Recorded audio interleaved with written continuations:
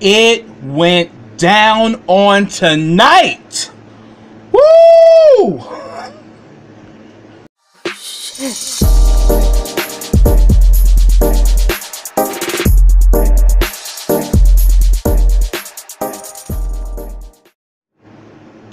Hey, what's up everybody? Welcome back to KRS TV. This is your boy Kenny, and this is the Haves and the Have-Nots Season 7, Episode 8, and the name of this episode is Enough.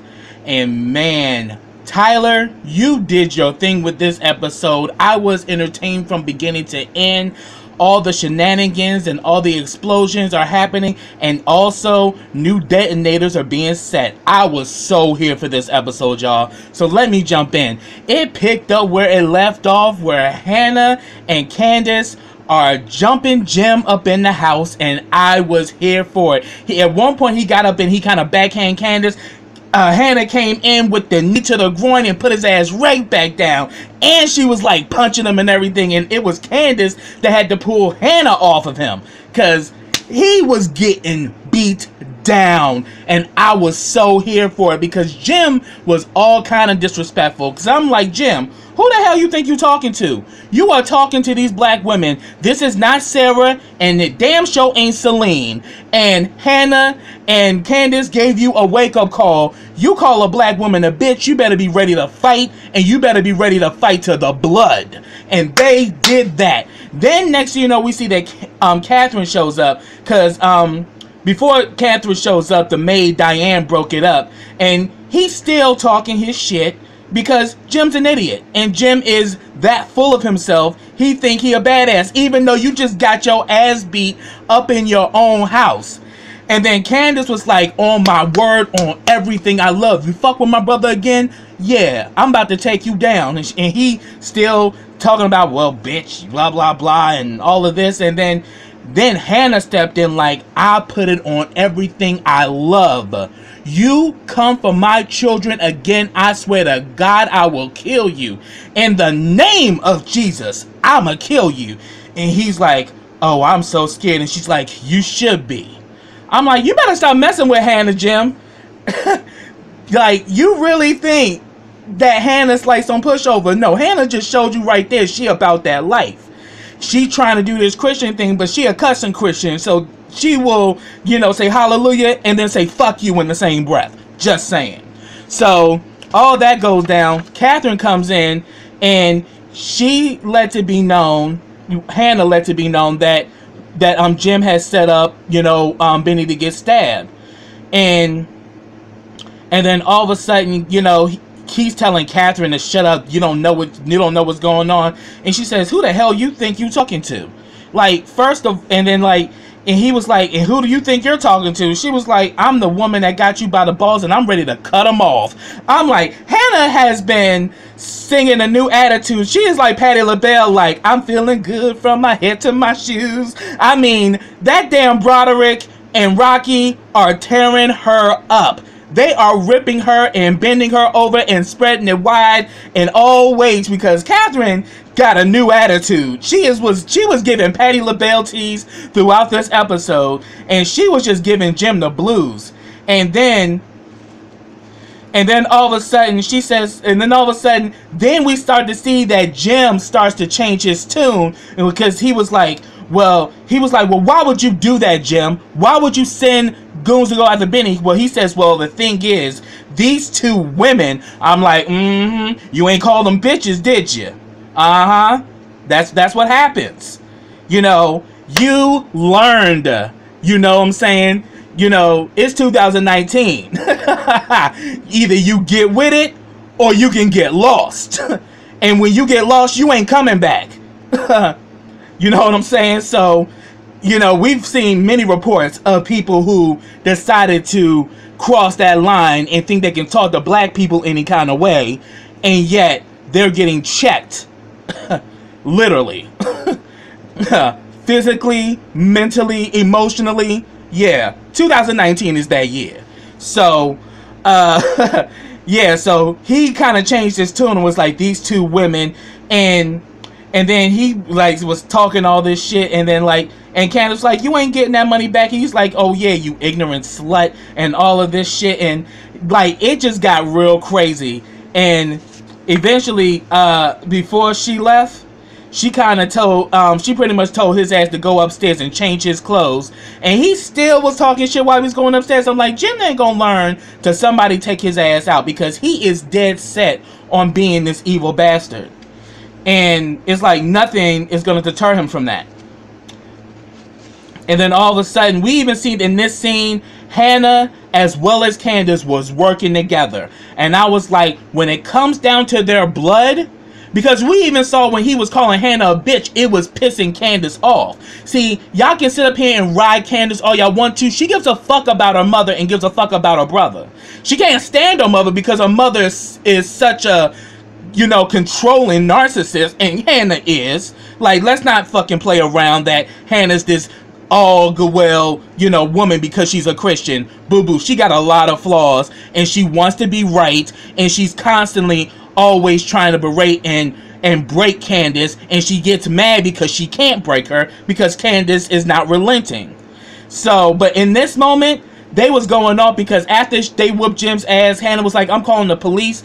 Candace was like, oh no, you know, that law, you know, started to creep in, and she advised her mother, and Hannah listened. You know, she started to take it, and she's like, we're in his house.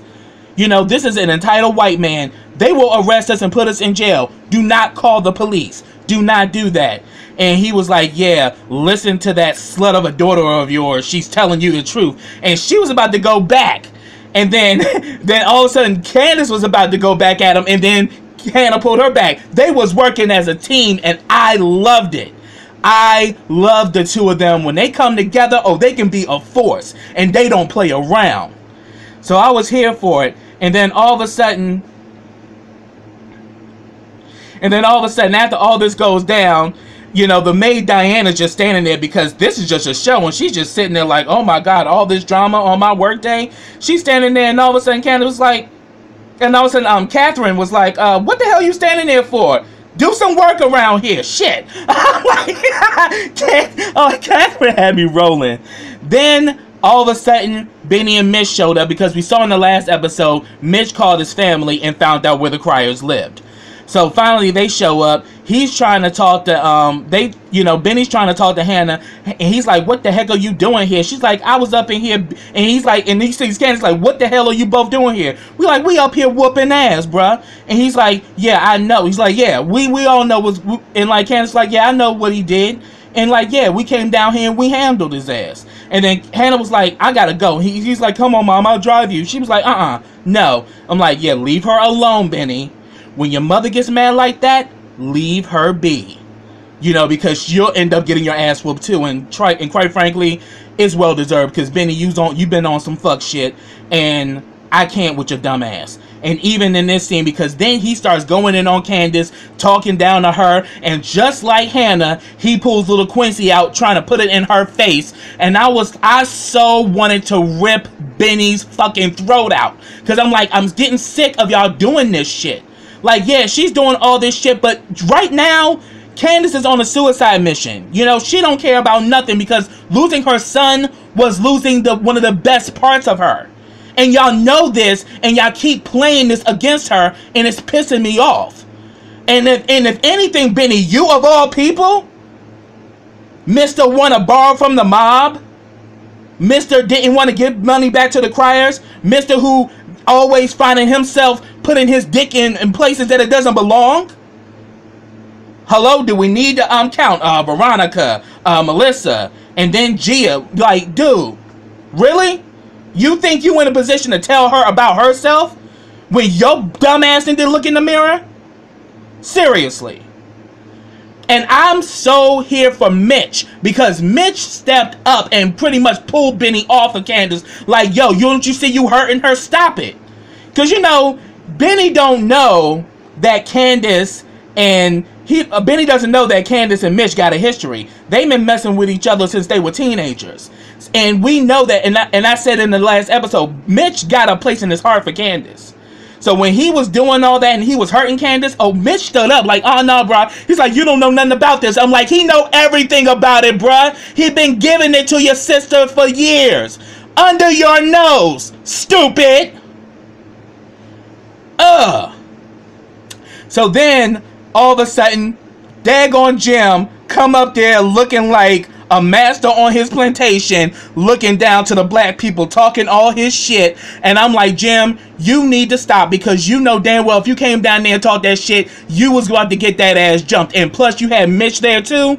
Oh, you knew you was going to get handled if you walked out that door talking that trash. That's why you stayed on that balcony. And you were just talking big shit, telling Benny that, yeah, you lucky that's all you got. So if I don't get my money back, you gonna get more. And then when Benny and Benny going back and forth, I'm like, Benny, get your dumb ass in the car. Your ass just got stabbed up the day before. You ain't in no position to put a hurt on nobody. If anything, you will be an easily casualty. Because I'm thinking Mitch and Candace will handle Jim. You ain't gonna be no help. Because all you doing right now is running your mouth. And physically, yeah, we know Benny can brawl. But right now, Benny is still in pain and suffering, and probably got a damn infection because his ass checked out of the hospital too soon.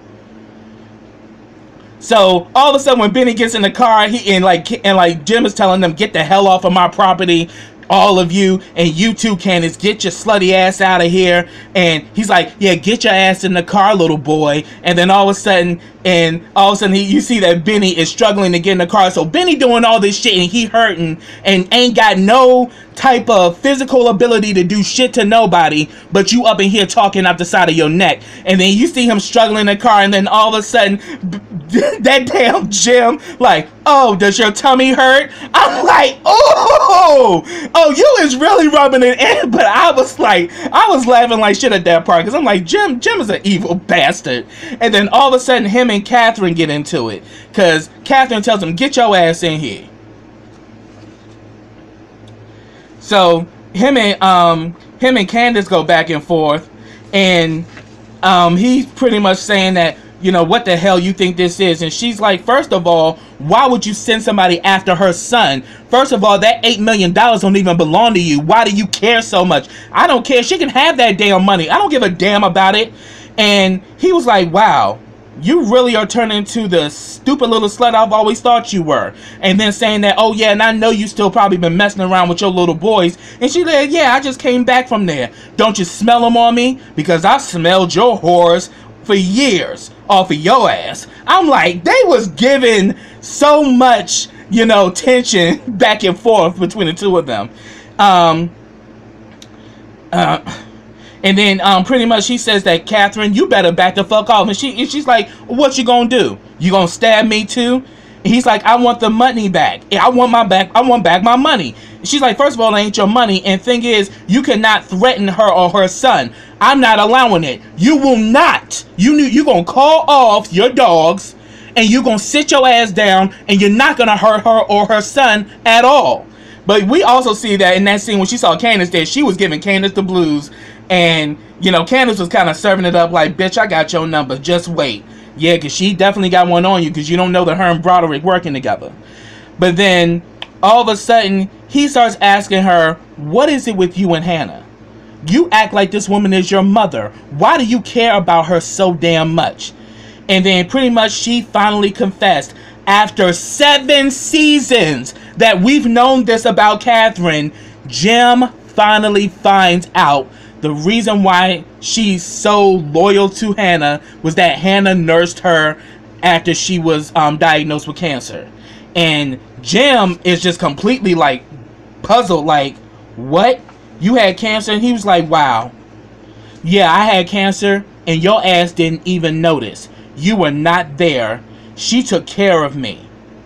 And he said that, and you think that's worth $8 million? I'm like, Jim, get a gun and blow your fucking brains out, bruh. Because obviously, as I said, Jim is evil. And we've seen it in this scene how evil he really is. And she was like, I don't give a damn about that money. She can have every last dime for all the fuck I care. But she says, you are not gonna go after her or her son, and I mean it. And he was like, wow, you had cancer? She's like, yes. And Hannah helped you? And she was like, yeah. She took care of you. Yes. And then, well, that gives me even more reason to hate her. And I was like, wow, this evil bastard. And then Catherine was like, yeah, just as many thousand reasons on why I hate you. So that I was there for that. Then we get a scene between at David's house. Madison is outside waiting. He's waiting because there's nobody there. David is coming back from visiting Veronica, and immediately, you know, Madison's like, you're driving? Like, what the hell? Like, you're supposed to be in bed. And he's like, well, I had to handle some business. He's setting the trap to lure in Mrs. Veronica Harrington, darling. So all of a sudden, he's like telling him, like, well, what's going on? Call Jeffrey. Do you know where Jeffrey is? And he was like, no, I don't. You know, do you know where he is? Like, won't you call him and find out what's going on? But then he goes upstairs and changes his bandages and everything. And then he tells him to call him.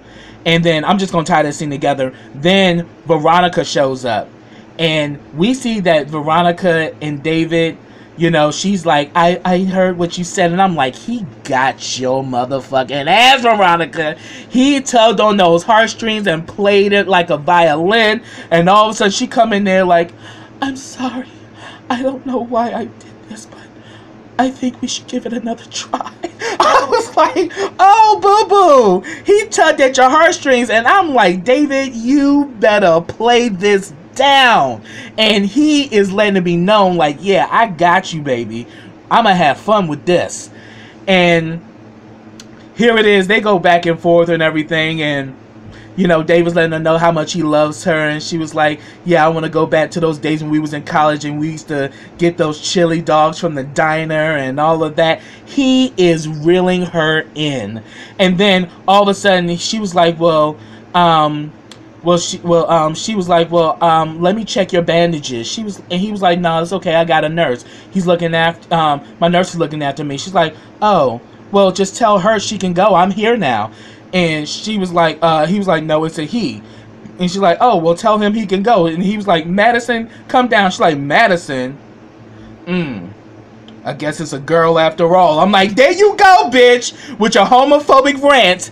But then after a while, she started to be like, pick your battles, Veronica, pick your battles. And then they even talked about shit that she's going to stop drinking. He was like, yeah, because you know how you get when you drink. So he knows her crazy. He knows her crazy probably more than anybody. So that was cute. And then we see that Madison come down there and he's just a smiling. She's like, yeah, you know. And then then all of a sudden she started talking about Jeffrey like, yeah, I'm going to pick my battles. We're going to take it slow. And I'm going to need you to get your son together because your son is out of control. And I'm like, yeah, because he's your son. And yeah, Jeffrey is out of control to the point that he needs his ass whooped. And then all of a sudden we saw that Jeffrey comes in and got a nerve to be damn judgmental because before he got there, his ass is up there playing, pillow talk with fucking Justin at the hospital and shit. And his ass got to come in there like, he see his mother, he's like, Dad, what are you doing? Are you insane? No, but your ass is. Because you can't even clock the fact that your father is playing a game. He's pulling in the dragon so he can slay her. He ain't going to be able to get to Veronica being on the outside. He can only destroy her from within. Like, it's obvious he's playing a strategic game, and that damn Jeffrey, for him to think he's so damn smart, he dumb as hell. Because I'm like, and you got another to talk about this after you was at the... Because I'm not even going to really go into, like, what went on between Justin and Jeffrey. It's the same old shit. Oh, I love you. And come to the place. Come to our apartment. Come and see it. I want you to see it. I'm like, you go to that damn apartment, your ass ain't leaving, Jeffrey, unless you kill his ass. Because trust me, you go there, your ass ain't leaving. I'm just going to let it be known. We all see it, and yeah, I'ma claim it. No, your ass won't leave if you go to that damn apartment. Straight up. So therefore he's like all stunned because his mother's back, and then all of a sudden, she's like, okay, I'm gonna leave, and, you know, I'll talk to you later. And then she's like, I'll talk to you later, son. Just playing it real cute and real coy, because she's like, yeah, I'm back in this now. And I'm like, wow. And then all of a sudden, you know, David was like, I got it handled. I'm gonna work things out with your mother. I got it handled. And I'm like, Jeffrey's so damn stupid, he ain't even clocking the fact he's letting you know he's playing your mother to take her down for once and for all. And then all of a sudden, Madison was like, he's like, now I get your infatuation with Justin. The two of them, crazy. I get it. I so get it. I'm like, all right, Madison, I was with you with that, because he was clocking it like, he's like, don't you have a job to do? I'm like, don't get mad, bitch, because he calling you out. Don't get mad because he knows you in love with crazy and you come from crazy. Because both Veronica and David are crazy in their own ways. So you were raised by double crazy. And no wonder why you're so attached to Justin and his crazy Glenn Close having ass. But shout out to Glenn Close on her Oscar nomination. She got her 8th nomination. I think in time she's going to get an honorary Oscar, or she's going to get another chance. But shout out to her. And y'all know why I call you know, Justin Glenn Close. Because Glenn Close had one of the best roles in Fatal Attraction. And that's exactly what I get from Justin. All the time. Just on some Fatal Attraction shit. So yeah, Jeffrey, go to that damn apartment, and I hope that Justin gives you hell. Go on over there, because you think you got it like that. And then all of a sudden, Jeffrey, you supposed to be all big and bad and shit, but all of a sudden, you gonna turn to Madison. Did you tell him?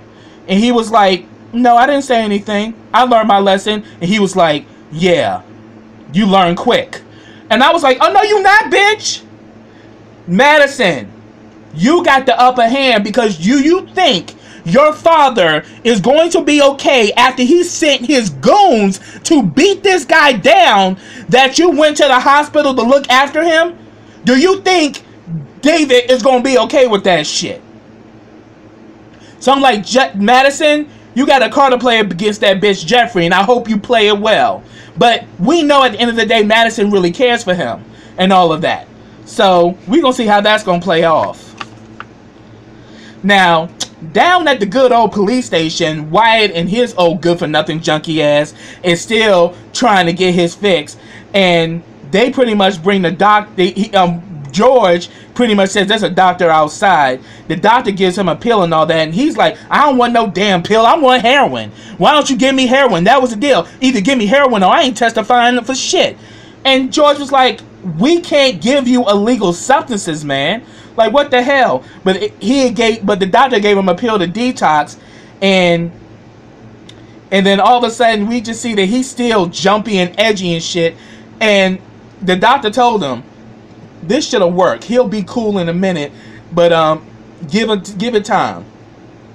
So after he done gave Wyatt the pill, Wyatt was like, oh yeah, I'm ready, let's go. Because he had brought him this jacket and says, you need to wear this jacket when you go on the stand. And at first he was kind of like, I ain't wearing that shit. He's like, oh, you're gonna wear this jacket. You know, Sarah's on the stand. Yeah, you know, you're gonna wear this jacket. And I was just like, George is an evil bastard. Because George is willing to do any and everything to get this case cracked. Because he wants a conviction, hell or high water. As I said before, it's not even about justice anymore. It's about George's ego. And George is just showing how much of a demonic asshole he really is. They about to get your ass. You don't even understand how Jim moves. Jim will have you dead, buried, and stinking. And that damn Catherine shot up the DA in her own damn house and didn't blink when she did it. Keep fucking with him. You about to get the same motherfucking treatment. Keep it up, George. I'm rooting for you. Because I'm ready for George to go, because I can't stand his ass.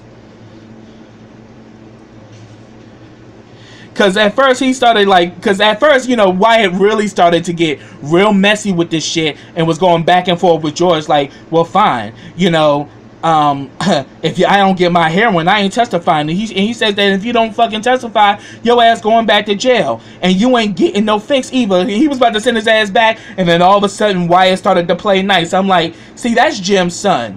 That's what you brought into this world, Jim. Another entitled white boy who's completely psychotic, who don't know his ass from his motherfucking elbow. That's what you brought into this world. So, so yeah, Wyatt's a damn mess. But then after he took him the pill, you know, George said we're gonna have a recess today, and we'll just reconvene tomorrow. Oh yeah, I talked about that. Yes, I talked about a lot of this stuff, so I can just go through these notes a hell of a lot faster, y'all. Okay, so back at the Artesian, we see that Candace is in the hotel room, and you can tell she's emotionally distraught after dealing with what she just dealt with. Mainly because of what Canna and what Benny did. They flashing little Quincy up in her face, and I said both of them need their asses beat for that, because I don't like that shit. That is mean, and it's maniacal, and it's trifling, and I don't give a damn. I don't give a fuck how well of a Christian Hannah thinks she is. That was evil, and it ain't sitting well in my book at all. So she's emotionally messed up, and Broderick comes there to try to talk to her, and he can tell that she's emotionally messed up, but she's saying that, look, I need a new plan. I need you and Rocky, and I also need RK and Gia, you know, because she had asked about where's Rocky. She said that, well, him and RK are off today. So it's mainly, you know, Broderick is running the show. So obviously, you know, they was talking about their whole thing with Catherine. They got photos and videos and stuff, and she's like, you know, I'll keep you posted as what I want you to do with that. Then she asks for a drink, and she asks for a double. She downed 3 double shots, and he is just like, is everything okay? She says, yeah, everything ain't gonna be okay if you keep on talking to me. Just short with us, like, no, I ain't telling you nothing, because she's not going to let him see her sweat, even though it's obvious she's breaking at the seams. And then all of a sudden, we see that Charles and the committee come in, and they all walk by, but Landon stops, and Landon pretty much decides to sit down and talk to her. And it's with Landon that they actually have a moment, and Landon really sees that she's grieving, and she's like, oh my God, you know, come on. She's like, I'm not crazy, I'm not this and I'm not that. She's like, no, you're not. He's like, no, you're not, you're grieving. This is what this is. And he actually did the right thing by taking her somewhere private and letting them talk. And pretty much then he ends up texting Charles to come in. And I have to say, this was a really damn good scene. You know, the scene between Charles and Candace, but also with Landon, because Landon is really trying to let her know that, look, you need to get past this. And he really does care about you, because he even he also sent that he wanted me to set up a specialist to come and talk to you. And she's like, I don't need a therapist. I'm like, honey, you need a therapist, because what you're doing, you're on a suicide mission, and you're going to wind up dead, and you're not going to get anything out of it. So you need some psychiatric help completely. And we can just see that, you know, Landon is able to get to her, and they talk and they go back and forth. And then next thing you know, he texts, he sends a text, and he was like, are you texting him? Why are you doing that? And blah, blah, blah. And then we see that Charles shows up, and he was like, look, you need to talk to him, because in all honesty, they are perfect for each other, because they're both of them pretty much came from the same. They are like-minded. And I think that's what Candace was doing when she did all that shit. She was running because here it is, she has this man who generally wants to be with her. You know, he may have his shit going, because Charles is something else. Charles is full of himself and arrogant, just like she is. They one and the same. And she just can't deal with that, where she can, like, let herself be vulnerable, because we saw what went down between her and Oscar. So we see that Landon leaves, and then he was like, so he texts you, huh? And he was like, well, he actually texts my assistant. They won't even let me have a smartphone. But they start talking, going back and forth, and he pretty much says that, look, I understand exactly where you're coming from. I know that pain. I came from the same place as you. I understand you. You know, but I had an opportunity to change things, And just like somebody helped me, I'm offering a hand to help you. Let me help you. Let me do something better for you. You can come out of this on a better side. You know, just let me be there for you. And it was like a really moving scene, because in this scene she breaks down. She lets him know how she's feeling. She says, I can't sleep. And she's like, I don't want to sleep because every time I close my eyes I see my son in the casket, and I can't sleep knowing that reality that my baby is not here no more. I mean, it damn near made me cry. I was so here for this. Tika Sumpter and Nick Sager really did their thing in this scene. I was so here for it. But then all of a sudden he kind of lets her know that, look, let's, like, somebody was there for me. I want to be there for you. And, you know, just let us try again, because I'm him. And she's like, what do you mean? She's like, I'm the guy you've been waiting for. So we're going to see how this going to play out, because I said there is real chemistry between Charles and Candace, and I'm dying to see how this is going to play out. But they also got their shit with him. He got his shit, she got hers. So we already see, like, when they shit come to play, his arrogance and her defiance, they be butting heads like shit. And because they are one and the same, you know, they both are very strategic thinkers, and they go for what they want. So I'm waiting to see how this is going to play out and how this is going to unfold. So that's what I have, y'all. If I missed anything, put it down in the comments. I'd love to hear your thoughts on this episode. But subscribe to my channel. Click that bell so you get notifications every time I drop a video. Also, follow me on all my social platforms. I have them all listed in the description box. Also, like this video, comment on this video, and share this video. And I can't wait till next episode, because this episode, probably I had to say, was the best episode of the season thus far. I was thoroughly entertained throughout the whole thing, and I was on the edge of my seat, and I enjoyed this shit. So until next time, everybody, take care.